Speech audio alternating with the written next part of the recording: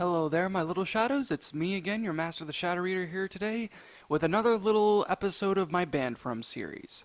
Sorry, it's been a while since I've, made a recent video about this. I've been kind of busy with a bunch of other stuff, video making, things like that, so I haven't exactly had all the time in the world to sit there and actually, kind of remember any kind of issues that I've had with restaurants or wherever that I've been banned from, but taking some time and opportunity, I have a couple of interesting stories for you guys that I think you all might really enjoy. Now, for this story, this is going to be talking about a restaurant called Arby's.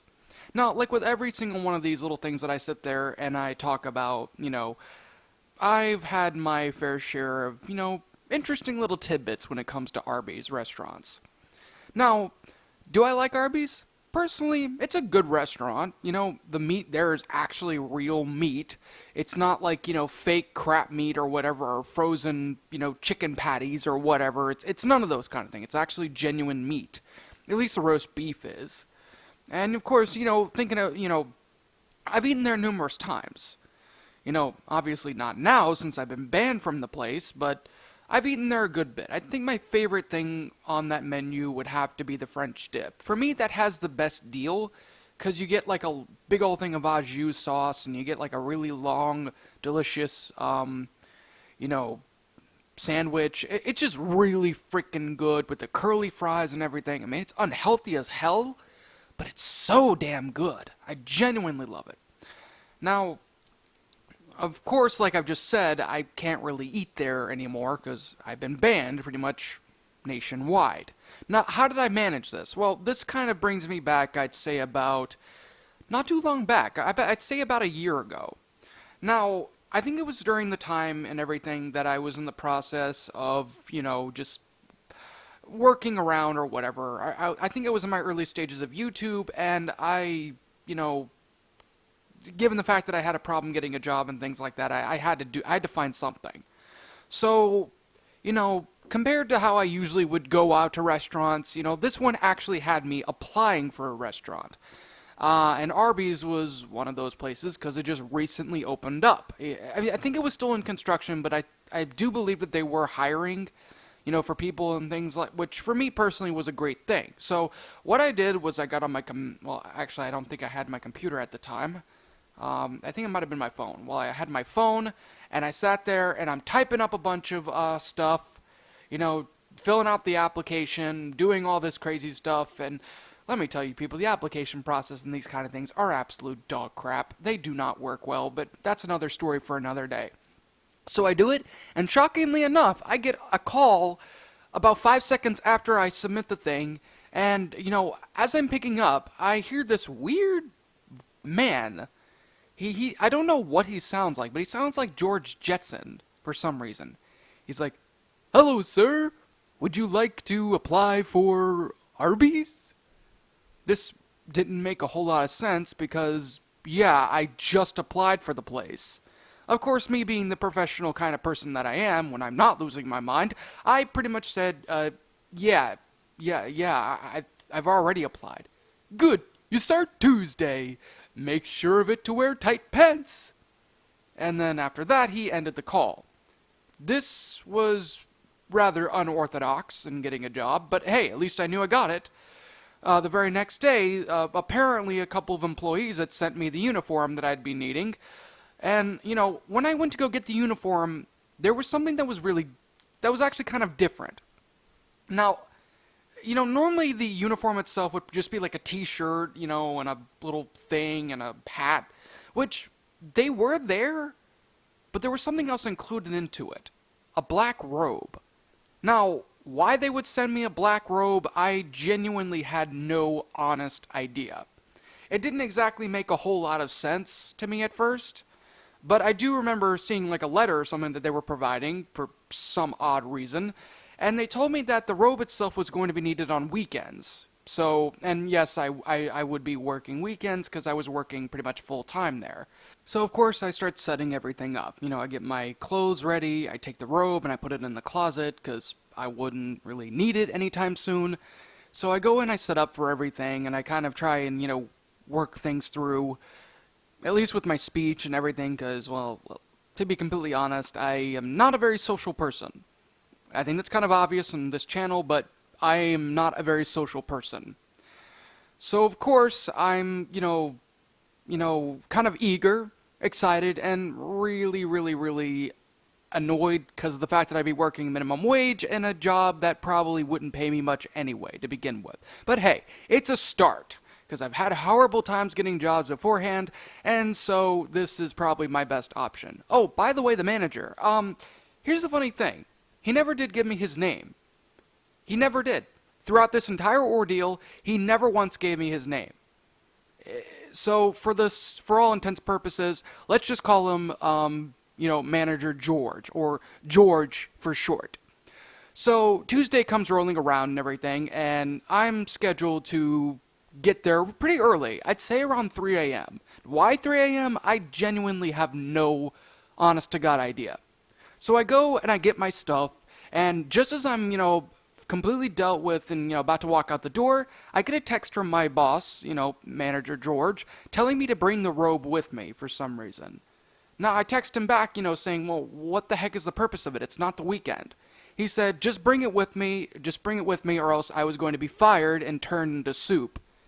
Now, this was a very odd kind of threat. Sounds like something a third grade kid or something would sit there and say at the ballpark, but I digress. I didn't feel like arguing, and I didn't want to lose this job almost immediately when I got it. So I walked back into my closet, grabbed the robe out of there, and just brought it with me, threw everything in my car, and then just started driving there. Of course, when I finally got there, everything was completely and utterly pitch black, because, like I said, it's literally 3 a.m. I mean, why exactly I had to work that early, I genuinely had no idea. So when I finally pull up in there, I notice that every single car that's there is a beetle bug. For those of you who don't know what those are, the punch buggies kind of things? Those little round, topped cars or whatever that your friends and your family usually give you a nice little slug on your arm saying, punch buggy, every time you pass by one. It's kind of like a game or something for a lot of people. That's exactly what was lined up in that place. Nobody in the drive-thru, and shockingly enough, the drive-thru itself actually looked normal. It wasn't smothered in shit, and it certainly wasn't, thrown around everywhere, and it wasn't out of order, which is a first in one of these kind of things, and I was grateful for that. Despite the fact that I wouldn't be using it anytime soon, it was just nice to see the drive-thru actually being, in good condition for once.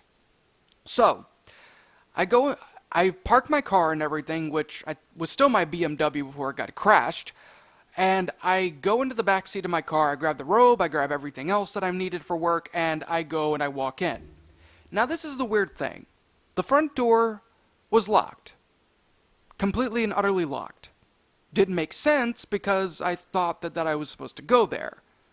And I take a look in the windows, and everything's pitch black. Like, it doesn't look like anybody's in there. Yet for some odd reason, there were cars all over the place. I actually had a rather unnerved kind of feeling, and I thought that maybe my boss or somebody else probably called or texted the wrong person.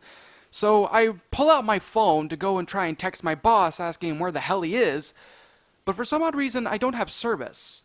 Which is weird because there's literally a cell phone tower about 50 or so kilometers or wherever away from us. So it's not too far away. So I put my phone back into my pocket, and before I go back to my car and try and figure out what I'm going to do, the phone buzzes with a text message. I pull it out immediately and it says, "Get in your robe and meet me in the back of the restaurant." So, and yes, this was from my manager. So I do that. I immediately dress up in my robe, which looked like a Benedictine robe. Like from the Benedictine Abbey. It had like the scapular and everything like that, which looked kind of nice.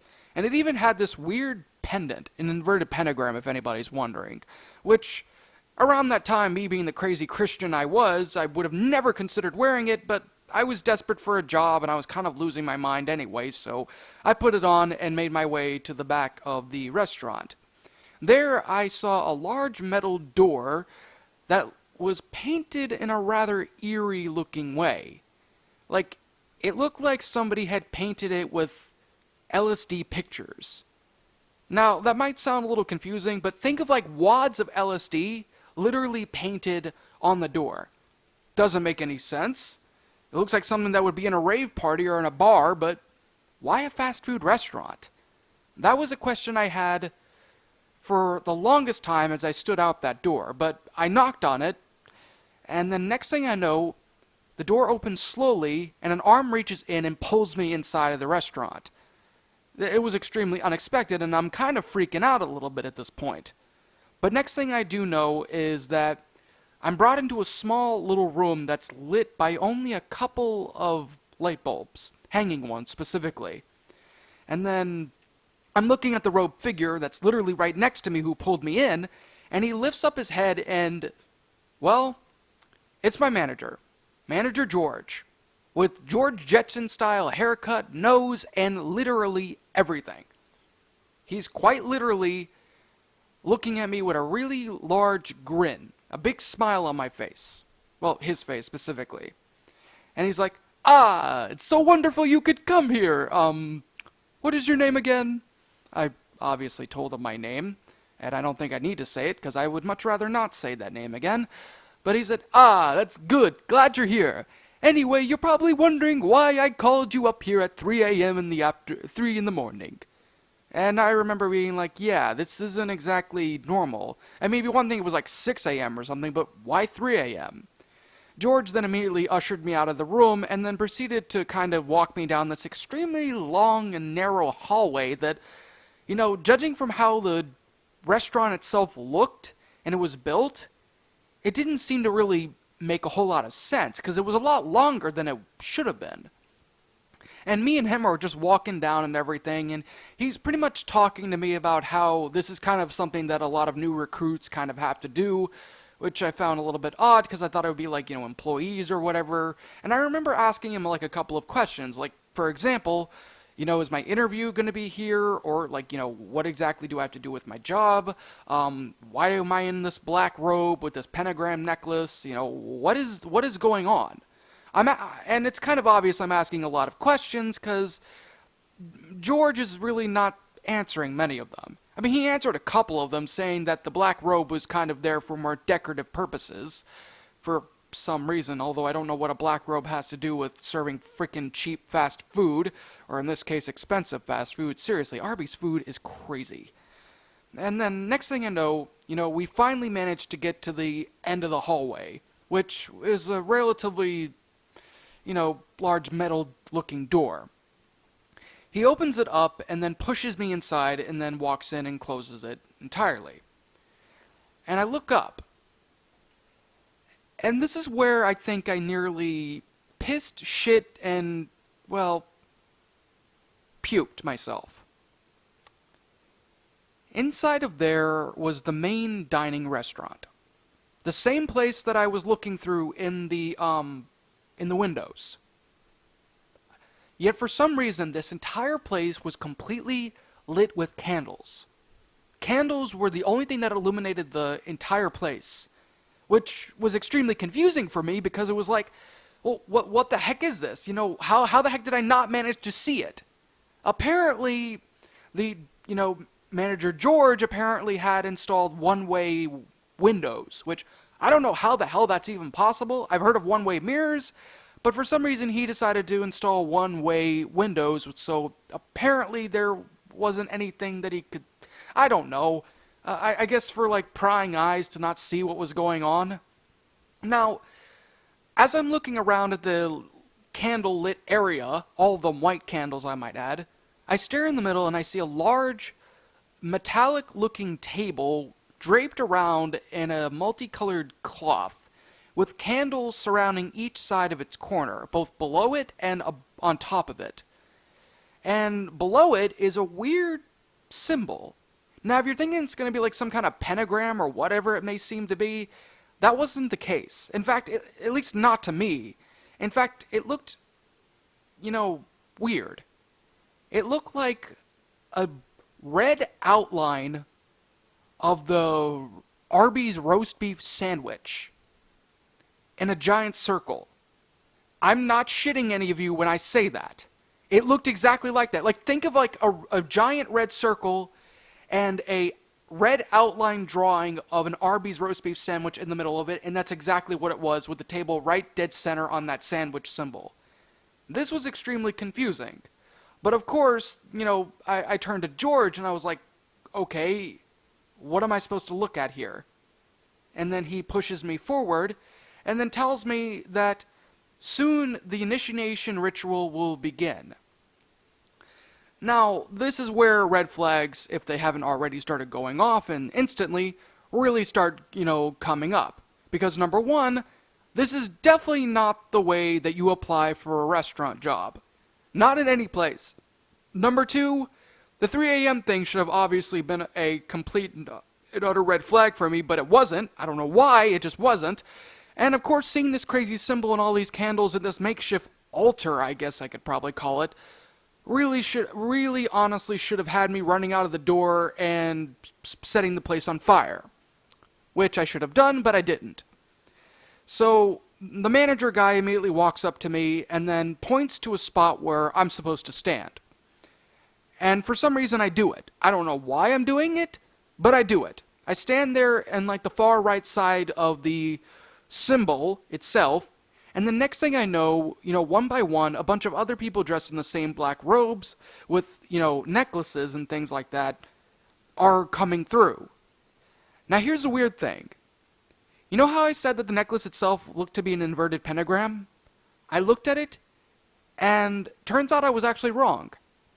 It was an inverted roast beef sandwich icon. The same icon that was plastered on the floor. And might I also add that there's literally nothing in the building except for that symbol and that makeshift altar and candles everywhere. No chairs, no booths, nothing. And I'm genuinely thinking whether or not if I stepped into some kind of weird, crazy cult thing, but it made no sense because I applied at the main Arby's restaurant place. Same address, same everything. So I'm standing there and a bunch of other people are there and I'm looking at the symbol and I just drop it down, and it just keeps hanging from the chain that it's on. And then next thing I know, this guy comes in with a sandwich in his arms. I'm guessing it was probably the manager or something like that. And then he walks up to the table, the altar table, I guess, and puts the sandwich right in the center of the place, on the altar table. And then all of a sudden, he's handed an incense burner full of like really strong smelling incense. However, it smelled like Arby's roast beef sandwiches. I didn't think there would actually be an incense, which that actually smells like that, but that's exactly what it was. And he just kept burning incense over it. And then next thing that happens, everyone in the room starts filing in. Like, filing in the middle of the circle. Still in their same spots, and I kind of have to do the same. And more people dressed up in black robes are there. And then next thing I know, there's a loud smack and then a lock. And then the manager walks up to the table, our altar table, with the sandwich in the center of it, and within cue, everybody starts chanting. I am not kidding any of you. They all start chanting. What are they chanting? Latin. Specifically, I don't remember much of it, but I think it was like, in nomine Arbius, something along those lines. It's really difficult to remember because it was kind of all over the place. But for some reason, the entirety of that Latin phrase was supposedly going to this one little sandwich. Like the priest, or whatever the hell he was called, was sitting there and just continuously swinging incense towards this sandwich. And I'm like, what the fuck did I step into? Is this some kind of sandwich worshipping cult? Did I get duped in this job? Did I turn the oven off? I didn't even know any of these questions, but that's exactly what was going on through my mind. I'm sitting here, standing here actually, just watching this entire ritual happen, and I'm not even singing anything. I'm just like, what is this? And if things couldn't have gotten weirder then, it got worse. Genuinely got even more worse than I would have thought. How did it get worse? Well, that's simple. As the main high priest, I guess, was swinging the incense burner for this 700th time, the sandwich began to move. I'm not joking. It began to move. And it started bubbling. Like the bun itself was like bubbling up. Like it looked like it was going to burst, but it immediately deflated. And it just kept on happening. Every single time. That chant continuously getting louder and louder and louder. And the next thing I remember seeing is that sandwich thing expanding to the size of a human being. An adult male, I might add. Growing feet, growing legs, growing everything. Every kind of bodily feature that a person has. Like accurate, I might add. And then afterwards, once the eyes, the mouths, the hair, everything came by, everything was on there, the chanting stopped instantly. And there, I saw this thing open its eyes and sit up on the altar table. And then everybody immediately held up their little amulet pendant things and said, "Hail Arby's roast beef sandwich." And they actually said it that way. And then the sandwich man is like, "What the hell do you guys want from me? How many times do you idiots have to continuously summon me? I don't want to be summoned anymore." Like, I was not expecting that kind of voice. I was expecting it to be demonic and terrifying, but this little sandwich thing, this sandwich human hybrid fuck, sounded like a pussy. Gonna be honest. Sounded like an absolute pussy. Sounded like a big baby, and it actually started crying gravy. Or was it au jus sauce? I don't even remember. I think it was au jus sauce. It started crying it. And then next thing I know, the high priest thing just swings a little bit more incense at it, and it immediately calms down. I don't know how, I don't know why, but it immediately calms down. And then it says in a serious tone, "What do you ask of me?"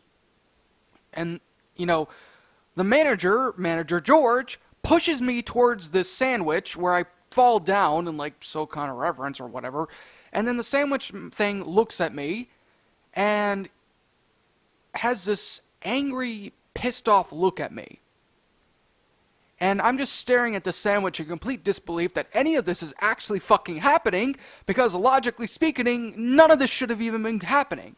At all. It shouldn't be happening at all. This made no sense to me, yet here I was, watching this continuously happen. Like, how do you manage that? How do you do that? How the hell is any of that even possible? Yet, I was seeing this. This thing was breathing on me. It smelled like meat. Cheap, crappy meat, but meat nonetheless. And it stared at me, saying, "I don't like you. You're tainted. I'm going to eat you." And then what happens next was something that I myself wasn't even expecting to even understand. The sandwich thing immediately grabs me by my chest and starts lifting me up slowly. Now, I'm panicking. I'm like, "Please, somebody, help me out here. I don't want to get eaten by this thing." But then the chanting immediately comes back again. The incense is swung. Everything starts coming back again. And then the manager, George, walks up to me and says, This is a sacrifice to our God, the roast beef Arby's sandwich. You have to be accepted in the sacrifice. That's what you applied for." And as I'm being, really slowly lifted up in the air, I'm like, "Bullshit! I didn't apply for this. I applied to be a freaking busboy." "You didn't read the rest of the little directions, did ya?" That's what he told me. And I'm like, "What directions? What the hell other directions are there? That's exactly what the thing is. That's what I read." "You didn't read the fine print." That's what he told me. And then I'm like, there was no fine print. There was literally no fine print in the application. That's all it said for me to do. And here I am, being lifted up in the air, about to be devoured by this satanic sandwich. And I'm I'm trying to argue and reason with this freaking manager guy. And I don't know. My brain just kind of goes nuts. But next thing I know, and I know I'm saying this a lot, but it's true. For some reason, the sandwich man somehow starts to smoke. The hand starts to smoke. And the creature stops. and the smoke just continues to grow faster and faster, apparently like it's being burned. I'm not feeling anything, but for some reason, this thing is. And the next thing I know, it throws me across the floor and I hit the wall hard. Thankfully, I didn't break my spine or whatever. And it starts screaming and crying like, "Oh, Mommy, it hurts. That man hurt me." Like, yes, in that way, in that form. And everyone's just staring at me like, "What the hell did you do?" And I'm looking up and I see that the sandwich itself is holding its hand, and it's literally charred. It's charred. And then it falls off into dust. And I'm like, what the heck could have happened? And then I see a giant wet stain on the top part of my robe. And I immediately pull out what it was, and turns out it was my bottle of portable holy water that I had inside of a plastic cross that somehow had spilled or got crushed, and it soaked it, and it burned the thing. Now, of course, this started causing everybody to freak out a bit, and I think a few of them even rushed me, but I knew what I needed to do. Thankfully, I kept a lot of religious objects on me, and I think I pulled out a crucifix and a big old thing of holy water that I had in my pocket. You know, the only time I'm actually happy that I was extremely religious then. And the next thing I know, I start literally chanting the rite of exorcism on this thing, and everybody's trying to stop me, but for some odd reason, they can't touch me. None of the people can, as long as I'm saying the ritual. And this sandwich guy is like going crazy, throwing a temper tantrum, like a fucking 4-year-old. I'm not joking. This sandwich is like doing this, and I'm just splashing holy water on this thing, saying, "In nomine Dei nostri," and like, I'm going nuts on this thing. And I'm just splashing holy water, and it's like it's slowly falling into crumbles. And then what happens next is just downright satisfying. I take the crucifix that I had, a big metal St. Benedict one, I might add, and I shove it down the thing's throat, and then like that, everything stops. The people stop, the sandwich guy stops crying, and then, without any words, he starts glowing a heavenly glow and just burst into flames. And once that happens, all the people stare at me. And then my manager walks up to me and says, "You don't know what you've done." And that same George Jetson sound. Now, what happens afterwards is that everybody immediately spontaneously combust. I'm not joking. Like, almost instantly, every single one of them start to immediately combust. A few of them were running at me. I managed to kick their asses because, well, I was actually a little bit built at that time. And I managed to kick every single one of their asses relatively with ease. And, you know, once they all burned down to a crisp, including the manager, I busted out of that place as quickly as I could. I ran back to my car, and I went back all the way back home. And what happened after that was, well, what do you expect? I wound up getting a letter from the management of Arby's saying that I had completely and utterly ruined their business, and the line of success had been completely cut off because I completely killed one of their major sandwich gods that got them so popular to begin with, and because of it, they were going to wind up completely out of business for the next, after about at least 200 years, and because of it, I was forever banned from Arby's. Well, that's exactly kind of what happened. Do I still have the robe? No. In fact, I actually took that thing and I burned it. I did not want anything to do with that anymore. As for the pendant, same thing. Actually, no, I think I threw it in the ocean. It's gone now. I don't have it anymore, though. But let me tell you, whatever was going on in there was really freaking screwed up. Gonna be honest. But you know what? Despite me being banned, it did teach me one thing. Never trust an Arby's fast food restaurant again. And of course, since I was banned by the major higher-ups, I can no longer ever go to another Arby's restaurant ever again. And if I do, then everyone's going to sit there and point flamethrowers at me and burn me to death. So that's basically my story. Honestly, hope you guys enjoyed it, because if anything, like I always say, it feels good to sit there and tell these stories. Let me tell you though, this entire thing was dark, and I don't think I'm ever going to really get over that. Then again though, that's what therapy is for.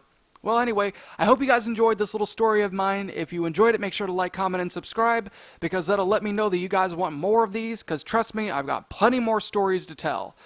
Next one, well, probably going to be why I got banned from, well, I don't know. I'd have to really think it through. But yeah, like I always said, see you guys in the next episode. If you like what you see, like, comment, and subscribe, and I'm out. In fear and surprise, as your eyes widen, your mouth goes dry with each battered breath. You try to scream, your mind begs to leave, glued to your computer screen. The killers they slash, the tapes burn and crash. The cartridge you bought will be your final haunt. The rituals of hate will seal your fate. The tears you shed will be from the fear-gripping horror-driven nightmarish gore-filled, terrorizing, hateful, burning, violent, rage-inducing, knife-slashing, blood-splattering, silent screams. Only time will tell if you will escape this online hell. Your horror-filled obsessions will come with its own regressions. Your pathetic screams will not be heeded in any way, because your nightmares will come at any day.